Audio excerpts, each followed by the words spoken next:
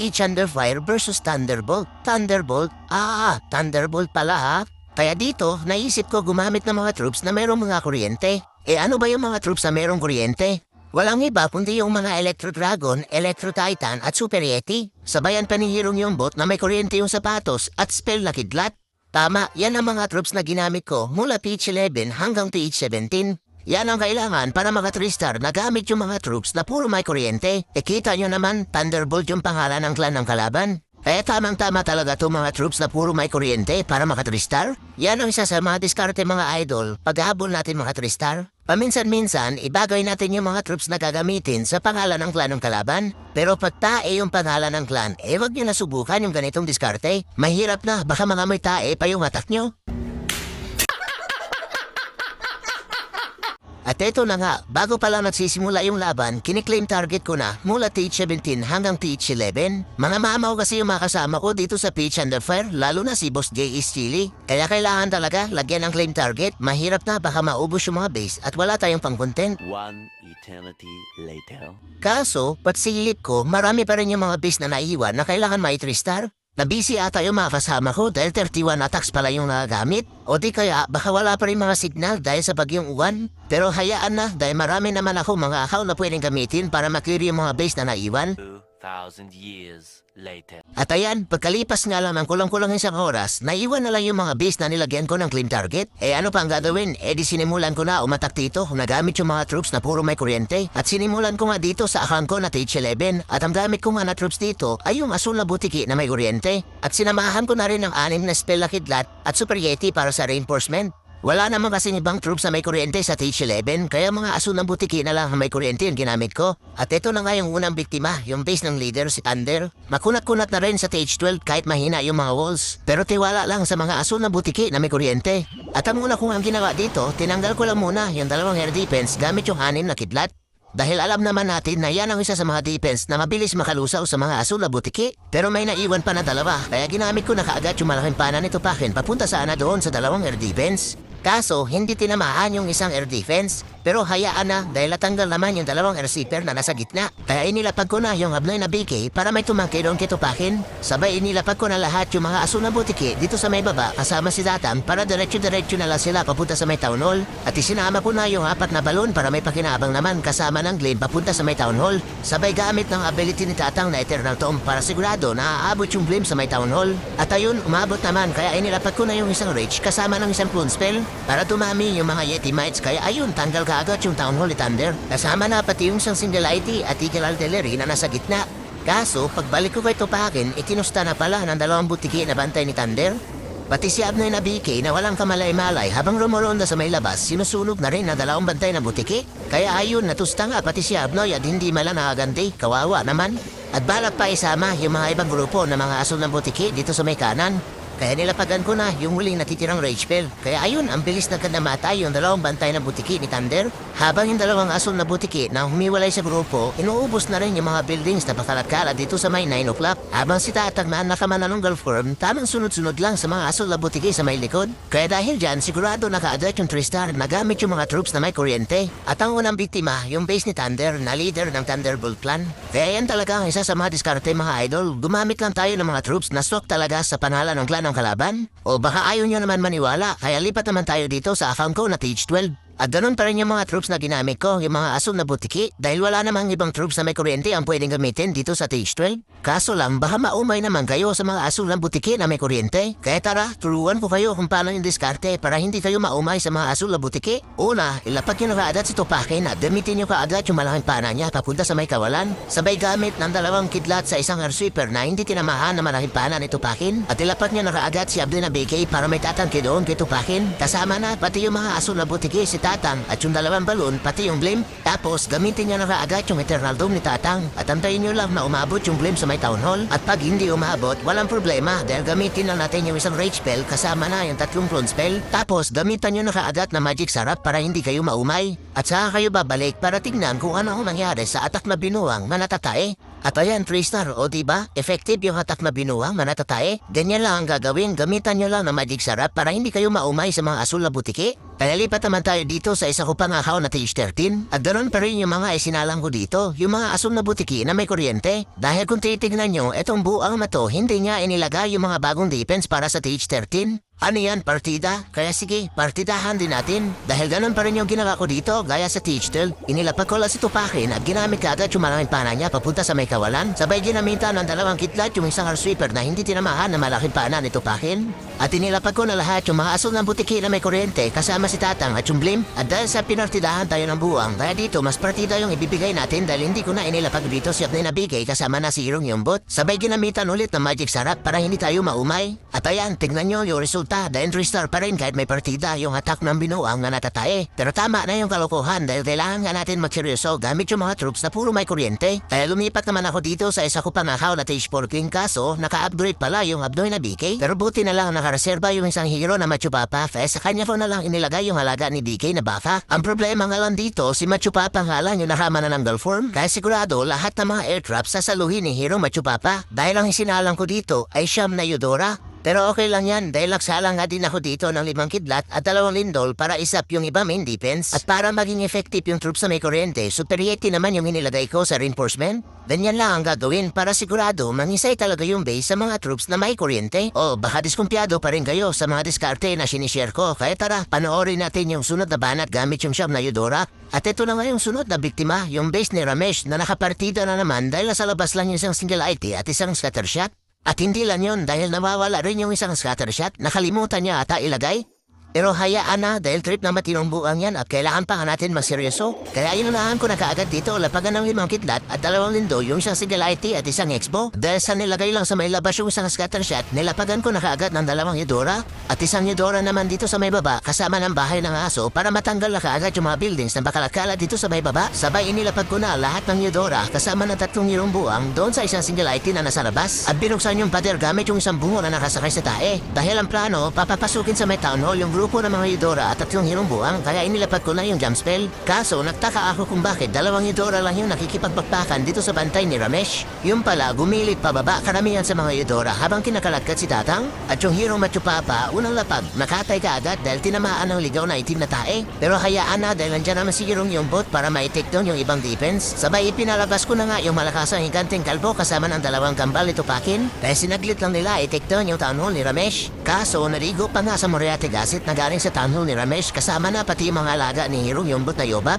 Kaya ayun ang bilis nga nakadamatay ng mga Yobab at sumunod na nga pati si Hirong Yumbot habang karamihan sa mga Eudora gumilit na nga ikinulong pa yung mga sarili. Kaya ayan panay dabog na mga buwang sa pader para makapasok naman sila sa kabilang compartment. Pero hayaan na dahil buti na lang nasa katinuan ngayon si Tupakin dahil siya nang alam yung nag-take down doon sa naiwang main defense na multi-infer tower at isang expo. Kaso may mga defense pa nga na naiwan sa may taas. Kaya ayun kinakatay na nga nila yung 2 Eudora at isang robot na namamasyal sa labas. At yung karamihan ng mga Eudora kasama si Tatang wala na nga naiambag at paikot-ikot pa nga sa ipo-ipo. Pisti na yan buti na lang kondisyon na kondisyon dito si Tupakin na siya na nga ang tumapos dito sa base ni Ramesh. Kaya dahil dyan nagawa pa rin mga 3-star kahit walang masyadong naiambag yung karamihan sa mga Eudora. Pero ayaw ko na ulitin sa susunod dahil masakit pala sa ulo yung attack na binuwang. At hayaan na kaya lumipat naman ako dito sa isa ko pang account na TH15 dahil ang sinalak ko nga dito 5 Super Yeti, 4 na Eudora at 2 bungo na nakasakay sa tae. At para hindi na maulit yung nangyari sa attack ko sa TH14, nagsalang na nga ako dito ng 4 na imbispel para kay Hirong Yumbot dahil ang plano dito, i-take down na muna yung ibang defense at buildings gamit yung strategy na Yumbot charge. Mahirap na baka gumilit na naman yung mga main troops na puro may kuryente.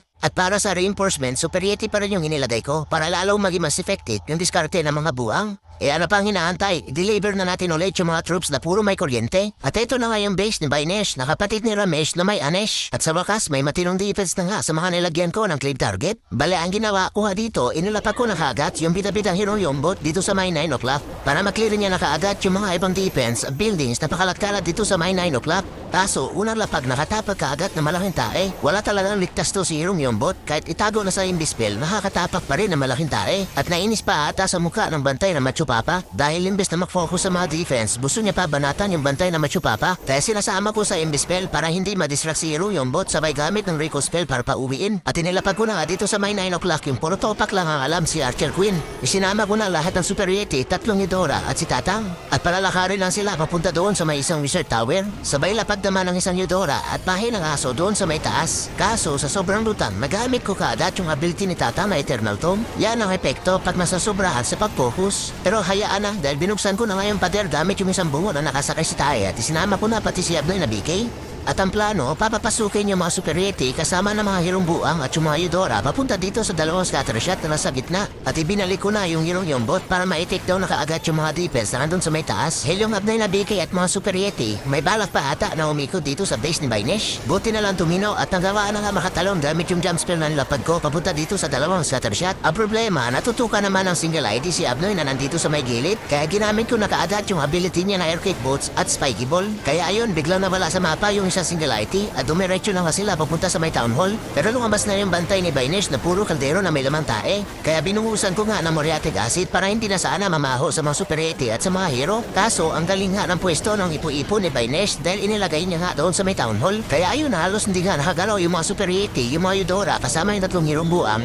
doon sa muriatic acid na galing doon sa town hall ni Bainesh. Kaya bago pa magkandamatay lahat, inilabas ko na nga yung malakasang higanting galbo kasama na pati yung dalawang gambal ni Tupakin. Kaso ikinulong pa nga yung mga sarili at hindi na lang dumiretso papunta dito sa may Wizard Tower na nasa gilid. Kaya ayan, panay nga dabog ng mga buang sa pader para makalabas. Uti na lang malakas-lakas yung palo ng higanting kalbo kaya ayun nakalabas na agad yung mga buang. Dahil dyan, tuluyan na nga na 3-star yung base ni Bainesh na kapatid ni Ramesh na may Anesh. O diba nakaka 3-star yung main troops na puro may kuryente? Sabi sa inyo yan ang isa sa mga diskarte, ibagay natin sa pangalan ng clan na Thunderbolt. Pero may 3 base pa nga na naiwan kaya lumipat naman ako dito sa isa ko pang account na TH16. At gaya sa TH15, isirala ko nga ulit dito yung 5 Super Yeti, 4 na Eudora at 2 bungo na nakasakay sa tae. At para naman sa mga spells, nagsalang nga ako dito ng 6 na kidlat, 4 na lindol at 3 imbispel. Baka kasi nagtataka na kayo kung bakit wala yung bulalakaw ni Tatang. Kaya sige, maliban sa mga kidlat, isinalang ko na nga dito yung bulalakaw ni Tatang para may take down yung mga ibang defense. At ganoon pa rin sa reinforcement, isang Super Yeti na may kasamang bruha. Eh ano pang hinaantay, i-deliver na natin yung mga troops na puro may kuryente.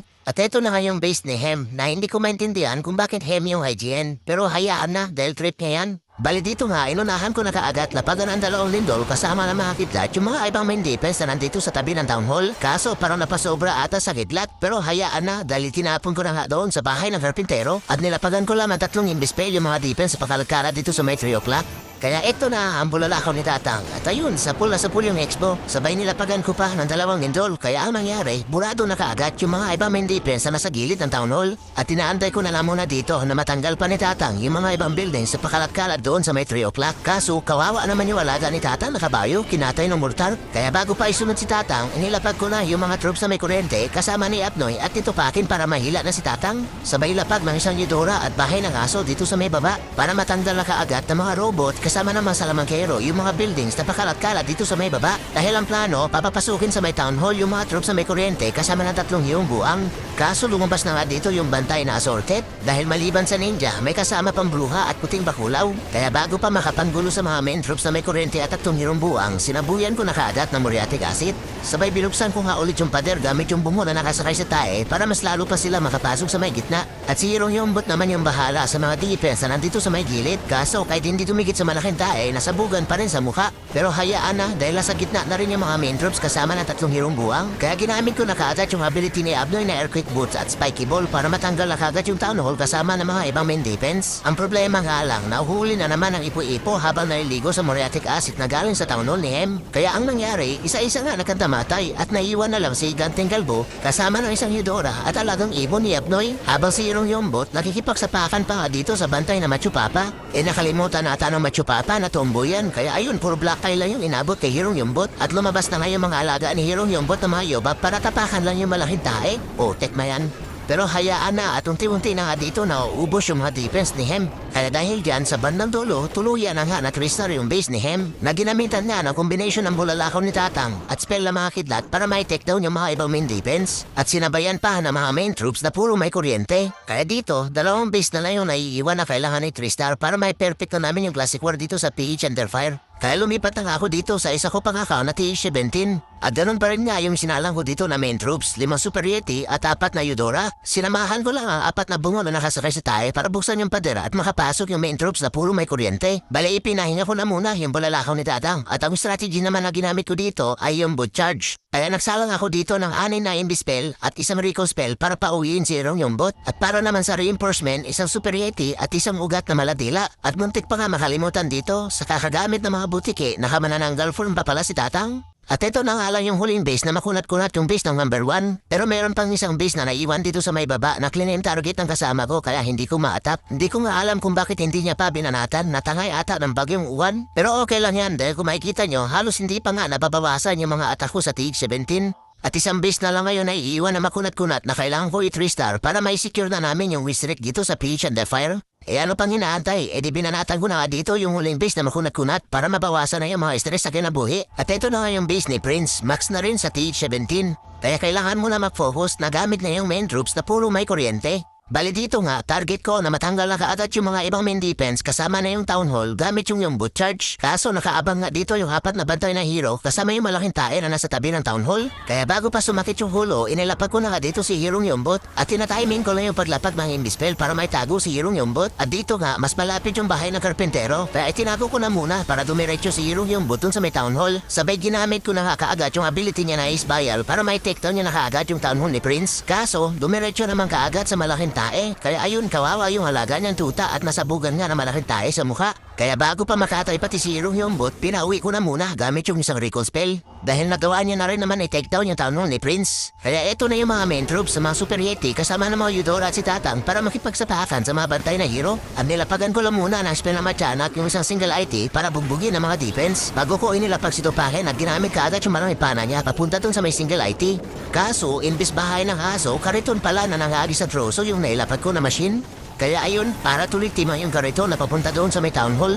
Pero hayaan na, dahil nandito na rin yung mga main troops na puro may kuryente. At binuksan ko na nga yung pader gamit yung bungo na nakasakay sa tae para makapasok sila papunta dito sa may scattershot. Ang problema nga lang dito, yung isang single IT na nandito sa may 3 o'clock. Nagigil kay Tupakin at gusto nga talaga katayin. Kaya pinalabas ko na yung reinforcement ko na Super Yeti at ugat na maladila dun sa kariton para may pakinabang naman. Sabay gamit ang ability ni Tatang na healing tomb para maibalik yung mga HP ng mga main troops na nasa gitna. At binalik ko na nga si bida-bidang Hirong yung bot para bumalik yung HP niya habang nakahealing tomb pa si Tatang. Habang yung BK na abnoy na naman at binabanatan nga yung pader imbes na pumunta dito sa may baba. Buti na lang tumino at dumiretso na nga dito papunta sa may baba kasama ng mga alaga niyang Cobra. Kaso nakaabang na nga yung isang single IT. Kaya ginamit ko na yung huling natitirang bungo na nakasakay sa tae para buksan yung pader. Kaya ayun, abot na nito Pakin para ma-take down yung isang single IT. At balik na dito kay Hirong yung bot na nasolutong sa may taas. Kaya ayun, kinatay ng mga ibang main defense. At sumunod na nga pati yung abnoy na BK na naging kaluluwa na nga kaya lumabas na yung alaga niyang ibon. At ewan ko dito sa isang Super Yeti, malaki ata atraso ng air defense kaya ayun gigil